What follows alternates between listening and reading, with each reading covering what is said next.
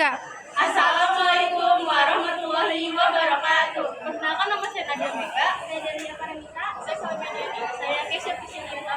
Di sini kami akan menjelaskan apa itu JNT. Berikut penjelasannya.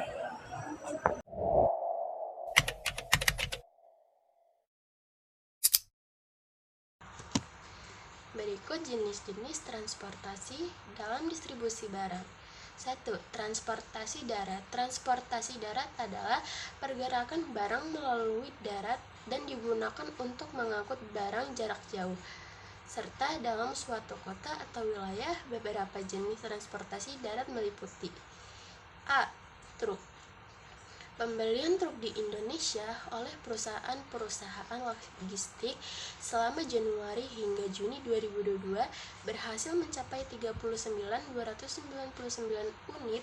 Ini membuktikan bahwa moda transportasi truk sangat ideal untuk industri bisnis yang membutuhkan pengiriman cepat dari gudang menuju konsumen.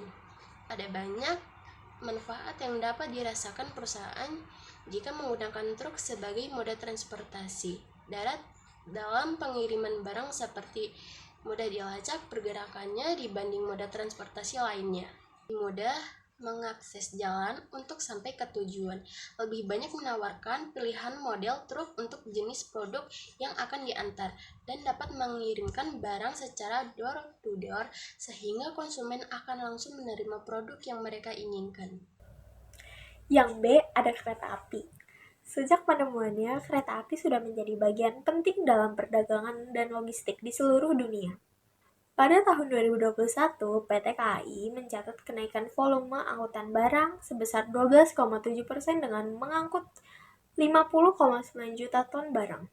Naik dari tahun sebelumnya yang sebanyak 45,1 juta ton barang.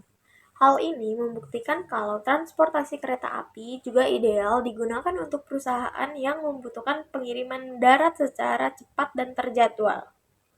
Ada beberapa transportasi yang dapat dirasakan oleh perusahaan seperti menawarkan lebih banyak daya angkut karena memiliki ruang dan dapat menangani banyak beban barang. Minim penundaan pemberangkatan karena memiliki banyak jadwal yang pasti, dan ramah lingkungan karena hanya membutuhkan sedikit bahan bakar ketika beroperasi. Dokumen pentingnya adalah surat jalan. Surat jalan mencangkup informasi seperti deskripsi barang, jumlah, dan tujuan pengiriman. Dokumen ini menjadi bukti resmi selama proses distribusi. 2. Transportasi udara. Transportasi udara adalah pilihan terbaik untuk pengiriman barang yang membutuhkan waktu pengiriman cepat. Meskipun biaya transportasi udara lebih tinggi dibandingkan dengan metode lainnya, kecepatan dan keandalannya membuatnya menjadi pilihan utama untuk barang-barang bernilai tinggi atau yang mudah rusak. Beberapa jenis transportasi udara meliputi A. Pesawat kargo. Pesawat kargo dirancang khusus untuk mengangkut barang dengan kapasitas yang besar dan kecepatan tinggi. Pesawat kargo dapat mengirimkan barang ke berbagai belahan dunia dalam waktu singkat. B. Pesawat penumpang. Selain pesawat kargo, pesawat penumpang juga sering digunakan untuk mengangkut barang dalam jumlah kecil. Bagasi pesawat penumpang seringkali dimanfaatkan untuk pengiriman barang yang mendesak. C. Pesawat beban ringan. Pesawat kecil yang dirancang untuk mengangkut barang dalam jumlah kecil. Mereka sangat berguna untuk pengiriman barang ke lokasi terpencil atau daerah yang sulit dijangkau. Dokumen pentingnya yaitu Airway Bill atau disebut AWB.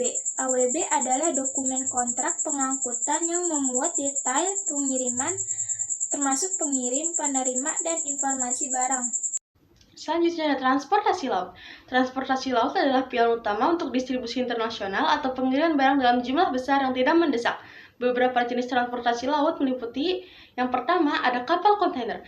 Kapal besar yang dirancang khusus untuk mengangkut kontainer standar. Ini adalah jenis transportasi laut yang paling umum digunakan untuk pengiriman barang dalam jumlah besar.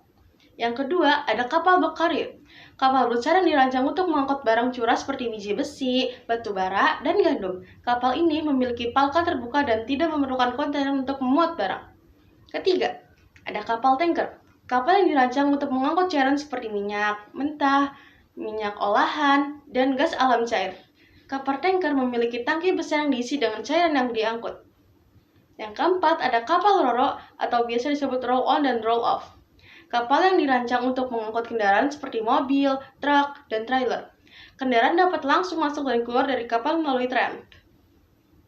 Yang kelima, ada kapal feri. Kapal yang dirancang untuk mengangkut penumpang dan kendaraan secara bersamaan. Kapal feri biasa digunakan untuk perjalanan atau pulau antar negara. Nah, itu tadi video pembahasan tentang jenis-jenis transportasi dan distribusi barang beserta dokumen pentingnya. Transportasi darat, udara, dan laut masing-masing memiliki keunggulan dan kebutuhan dokumen yang spesifik. Semua dokumen ini sangat penting untuk memastikan proses distribusi berjalan lancar dan sesuai dengan peraturan. Semoga video ini bermanfaat untuk menambah wawasan kalian. Sampai jumpa di video berikutnya. Sekian penjelasan dari kelompok kami, kurang lebihnya mohon maaf. Wassalamualaikum warahmatullahi wabarakatuh.